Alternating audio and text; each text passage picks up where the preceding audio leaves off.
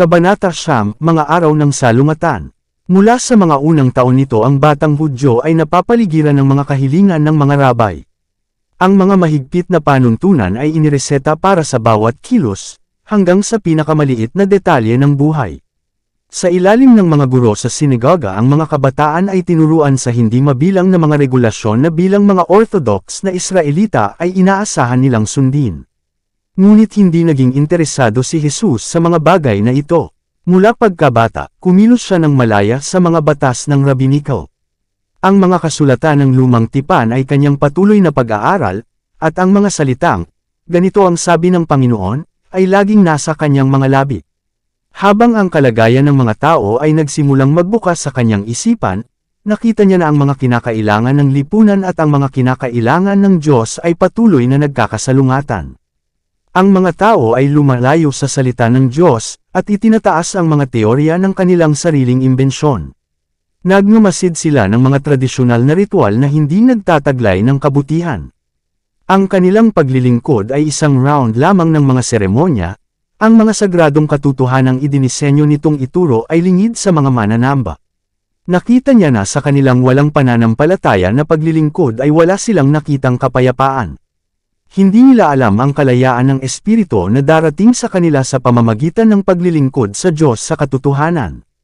Si Jesus ay naparito upang ituro ang kahulugan ng pagsamba sa Diyos, at hindi niya mapahintulutan ang paghahalo ng mga pangangailangan ng tao sa mga banal na utos. Hindi niya sinalakay ang mga tuntunin o gawain ng mga natutuhang guro, ngunit nang sinaway dahil sa kanyang sariling mga simpleng gawi, iniharap niya ang salita ng Diyos bilang pagbibigay katwiran sa kanyang pag-uugali.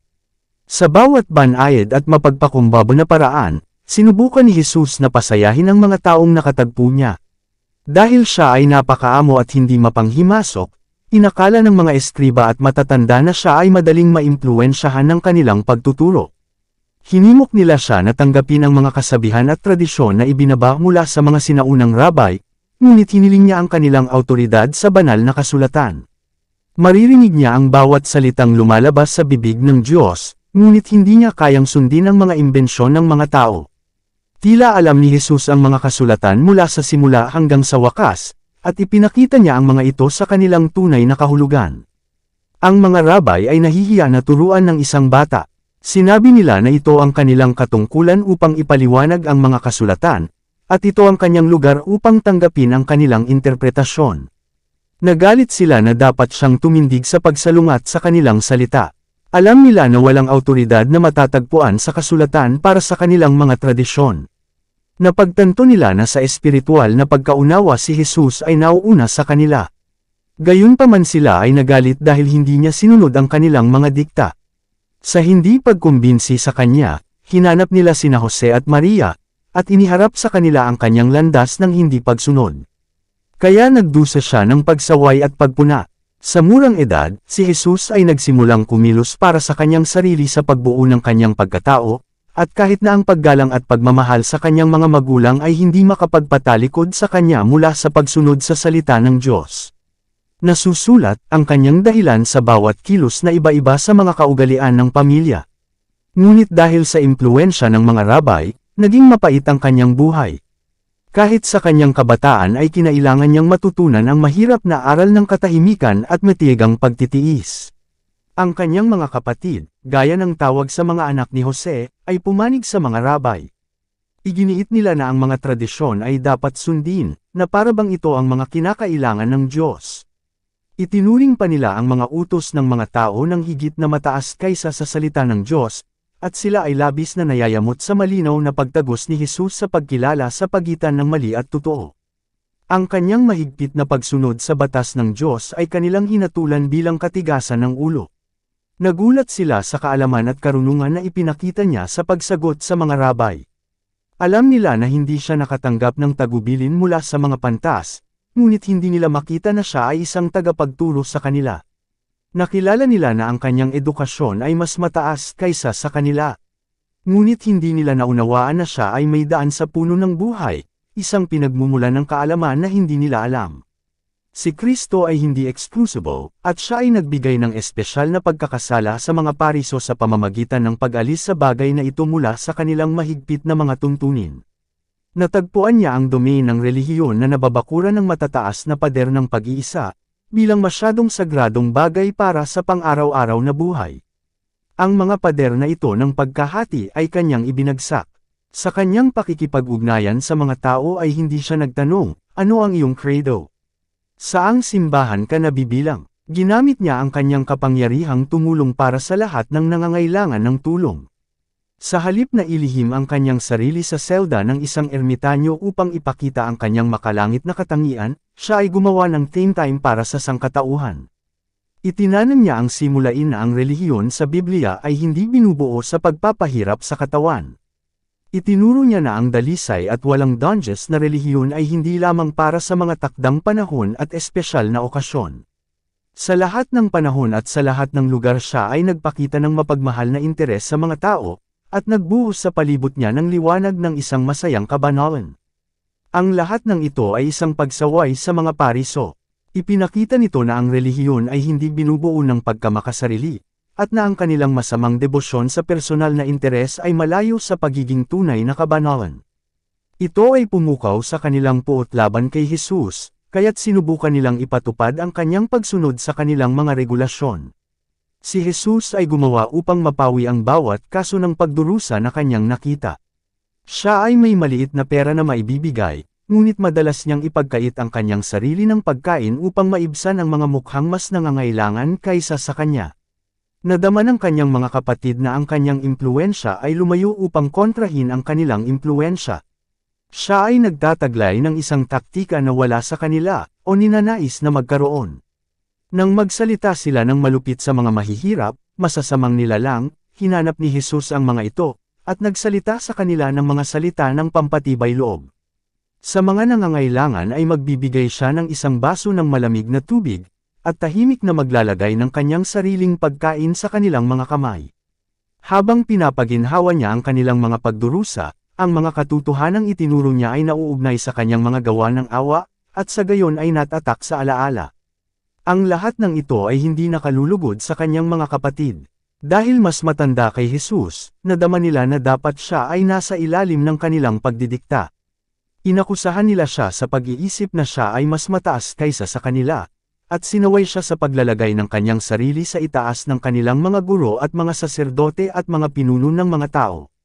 Kadalasan ay nagbanta sila at nagsisikap na takutin siya, ngunit siya ay nagpatuloy, ginagawa ang mga kasulatan na kanyang gabay.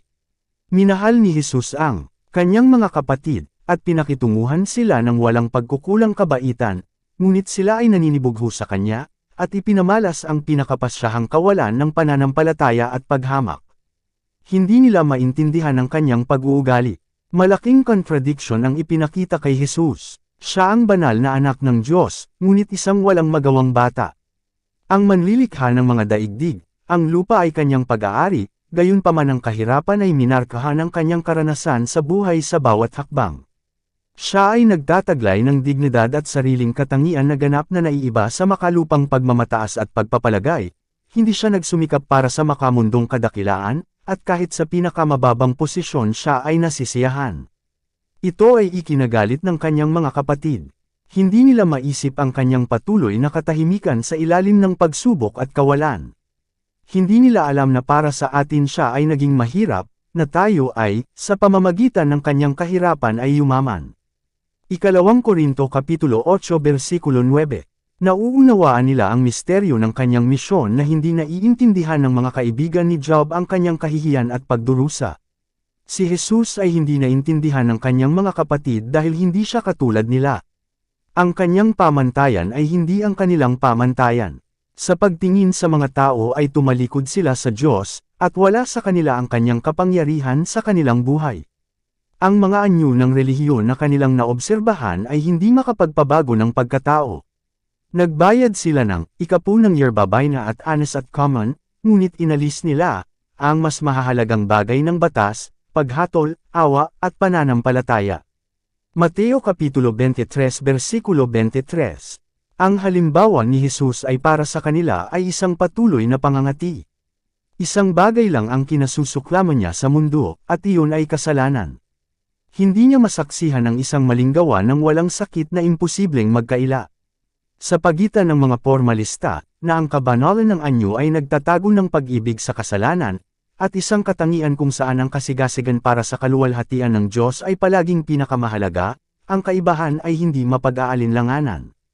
Dahil hinatulan ng buhay ni Jesus ang kasamaan, sinalungat siya, sa loob at sa ibang bansa. Ang kanyang pagiging di makasarili at integridad ay binigyan ng panunuya. Ang kanyang pagtitiis at kabaitan ay tinawag na duwag. Sa kapaitan na nahuhulog sa kapalaran ng sangkatauhan, walang bahagi na hindi natikman ni Kristo. May mga nagsikap na hamakin siya dahil sa kanyang kapanganakan, at maging sa kanyang pagkabata ay kinailangan niyang salubungin ang kanilang mga mapang-uyam na tingin at masasamang bulong. Kung siya ay tumugon sa pamamagitan ng isang naiinip na salita o tingin, kung siya ay pumayag sa kanyang mga kapatid sa pamamagitan ng kahit isang maling gawa, siya ay nabigo sa pagiging isang perpektong halimbawa. Sa gayon siya ay mabibigo sa pagsasakatuparan ng plano para sa ating pagtubos. Kung inamin man niya na may dahilan para sa kasalanan, nagtagumpay sana si Satanas, at nawala na sana ang mundo. Ito ang dahilan kung bakit ang manunukso ay gumawa upang gawin ang kanyang buhay bilang pagsubok hanggat maaari, upang siya ay maakay sa kasalanan. Ngunit sa bawat tukso ay mayroon siyang isang sagot na susulat. Bihira niyang sawayin ang anumang maling gawain ng kanyang mga kapatid, ngunit mayroon siyang salita mula sa Diyos na sasabihin sa kanila. Kadalasan siya ay inakusahan ng duwag dahil sa pagtanggi na makiisa sa kanila sa ilang ipinagbabawal na gawain, ngunit ang sagot niya ay, nasusulat, ang pagkatakot sa Panginoon, iyon ang karunungan, at ang paglayo sa kasamaan ay pagkaunawa. Job Kapitulo 28 versikulo 28. May ilan na naghangad ng kanyang lipunan, nakadama ng kapayapaan sa kanyang harapan, ngunit marami ang umiwas sa kanya, dahil sila ay sinaway ng kanyang hindi kinakalawang na buhay. Hinimok siya ng mga kabataang kasama na gawin ang ginawa nila. Siya ay maliwanag at masayahin, nasiyahan sila sa kanyang presensya, at tinanggap ang kanyang nakahanda na mga mungkahi, ngunit sila ay naiinip sa kanyang mga pag-aalinlangan, at binibigkas siya na makitid at makipot. Natali, sumagot si Jesus, nasusulat, saan lilinisin ng isang binata ang kanyang daan. Sa pamamagitan ng pag-iingat dito ayon sa iyong salita. Ang iyong salita ay aking itinago sa aking puso, upang hindi ako magkasala laban sa iyo. Awit Kapitulo 119 versikulo 9-11. Madalas siya ay tinanong, bakit ba ang hilig mo sa pagiging isahan, ibang-iba sa ating lahat? Nasusulat, sinabi niya, mapapalad ang mga walang danges sa daan, na lumalakad sa kautusan ng Panginoon. Mapalad silang tumutupad sa kanyang mga patuto, at naghahanap sa kanya ng buong puso. Sila rin ay hindi gumagawa ng kasamaan, lumalakad sila sa kanyang mga daan. Awit Kapitulo 119 versikulo 1-3. Nang tanungin kung bakit hindi siya sumama sa mga pagsasaya ng kabataan ng Nazareth, sinabi niya, nasusulat, ako ay nagalak sa daan ng iyong mga patuto, gaya ng sa lahat ng kayamanan. Ako ay magbubulay-bilay sa iyong mga tuntunin, at igalang ko ang iyong mga daan. Ako'y magagalak sa iyong mga palatuntunan, hindi ko malilimutan ang iyong salita. Awit Kapitulo 119 versikulo 14-16. Hindi ipinaglaban ni Jesus ang kanyang mga karapatan. Kadalasan ang kanyang gawain ay ginawang hindi kinakailangang mabigat dahil siya ay handa at hindi nagrereklamo. Ngunit hindi siya nabigo o nasaraan ng loob. Nabuhay siya sa ibabaw ng mga paghihirap na ito, na parang nasa liwanag ng mukha ng Diyos. Hindi siya gumanti ng halos ginamit, ngunit matiyagang nag-insulto. Siya ay paulit-ulit na tinanong, bakit kayo ay nagpapasakop sa gayong masasamang paggamit, kahit na mula sa iyong mga kapatid? Nasusulat, sinabi niya, anak ko, huwag mong kalimutan ang aking kautusan, ngunit ingatan ng iyong puso ang aking mga utos, sapagkat kahabaan ng mga araw, at mahabang buhay, at kapayapaan, ay idaragdag nila sa iyo. Huwag kang pabayaan ng awa at katotohanan, itali mo sila sa iyong leeg, isulat mo sa tapyas ng iyong puso, sa gayo'y makakasumpong ka ng linggap at mabuting pagkaunawa sa paningin ng Diyos at ng tao. Kawikaan Kapitulo 3 versikulo 1-4. Mula nang matagpuan siya ng mga magulang ni Jesus sa templo, ang kanyang pagkilos ay isang misteryo sa kanila. Hindi siya papasok sa kontrobersya, ngunit ang kanyang halimbawa ay isang palaging aral. Siya ay tila isa na nakahiwalay. Ang kanyang mga oras ng kaligayahan ay natagpuan kapag nag-iisa sa kalikasan at sa Diyos.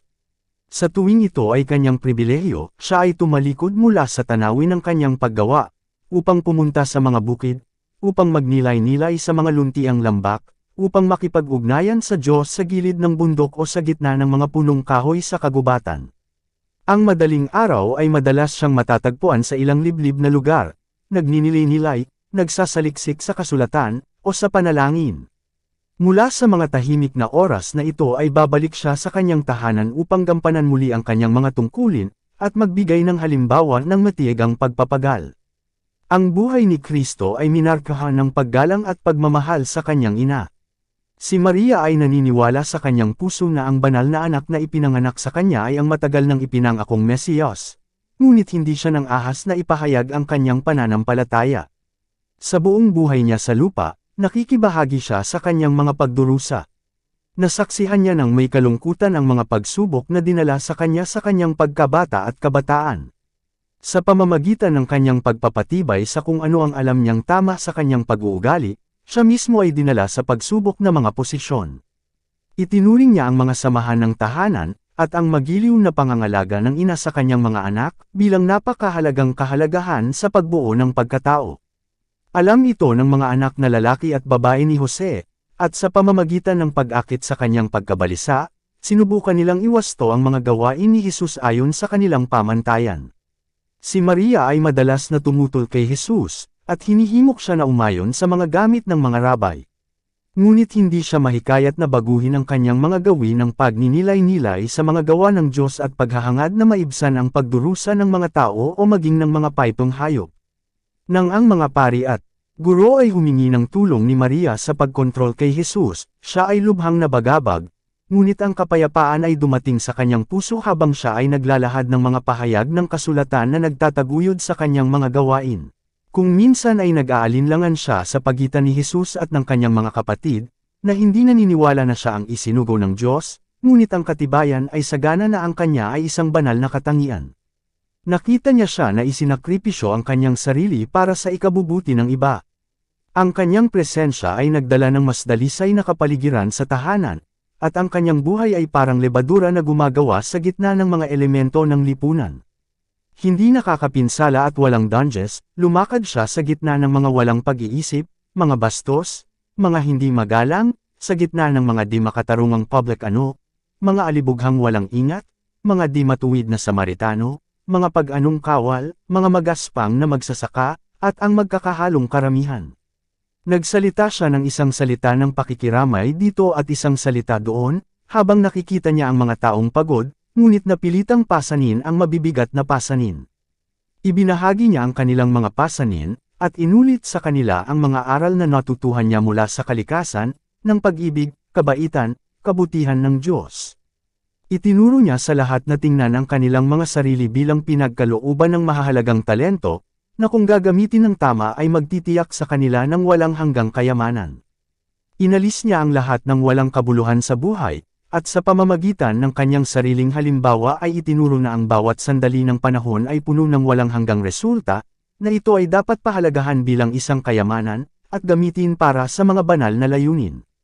Siya ay hindi dumaan sa isang tao na walang halaga, ngunit hinahangad na ilapat ang nakapagliligtas na lunas sa bawat kaluluwa. Sa alinmang grupo na natagpuan niya ang kanyang sarili, nagharap siya ng isang aral na angkop sa panahon at mga pangyayari. Sinikap niyang pukawin ng may pag-asa ang pinakamabagsik at walang pag-asa, na inilalagay sa harap nila ang katiyakan na sila ay maaaring maging walang kapintasan at hindi nakakapinsala, na magtamo ng gayong katangian na magpapakita sa kanila bilang mga anak ng Diyos. Kadalasan ay nakasalubong niya ang mga naanod sa ilalim ng kontrol ni Satanas, at walang kapangyarihang makawala sa kanyang silo. Sa gayong tao, nasiraan ng loob, may sakit, natukso, at nahulog, si Jesus ay magsasalita ng mga salita ng pinakamagiliw na awa, mga salitang kailangan at maaaring maunawaan. Ang iba ay nakilala niya na nakikipaglaban sa kalaban ng mga kaluluwa. Ang mga ito ay kanyang hinimok na magtiyaga, tinitiyak sa kanila na sila ay mananalo, sapagkat ang mga anghel ng Diyos ay nasa kanilang panig, at ibibigay sa kanila ang tagumpay. Yaong mga tinulungan niya sa gayon ay kumbinsido na narito ang isa na mapagkakatiwalaan nila ng may ganap na pagtitiwala. Hindi niya ipagkakanulo ang mga lihim na ibinuhos nila sa kanyang nakikiramay na tainga. Si Jesus ang tagapagpagaling ng katawan gayon din ng kaluluwa. Interesado siya sa bawat yugto ng pagdurusa na napapansin niya, at sa bawat nagdurusa ay dinadala niya ang ginhawa. Ang kanyang mabait na mga salita ay may nakapapawi na balsamo. Walang makapagsasabi na siya ay gumawa ng isang himala, ngunit ang kabanalan, ang nakapagpapagaling na kapangyarihan ng pag-ibig, ay lumabas mula sa kanya tungo sa mga may sakit at nababagabag. Kaya't sa isang hindi nakakagambalang paraan siya ay nagtrabaho para sa mga tao mula pa sa kanyang pagkabata. At ito ang dahilan kung bakit, pagkatapos ng kanyang pampublikong ministeryo ay nagsimula, napakaraming nakarinig sa kanya ng masaya. Ngunit sa pagkabata, kabataan, at pagkalalaki, lumakad ng mag-isa si Jesus. Sa kanyang kadalisayan at kanyang katapatan, niyurakan niya ang pisaan ng alak ng mag-isa, at sa mga tao ay walang kasama niya. Dinala niya ang kakilakilabot na bigat ng responsibilidad para sa kaligtasan ng mga tao. Alam niya na maliban kung may tiyak na pagbabago sa mga prinsipyo at layunin ng sangkatauhan, lahat ay mawawala. Ito ang pasanin ng kanyang kaluluwa, at walang makakapagpahalaga sa bigat na nakapatong sa kanya. Puno ng matinding layunin, isinagawa niya ang disenyo ng kanyang buhay na siya mismo ang magiging liwanag ng mga tao. Dito nagtatapos ang Kabanata 9.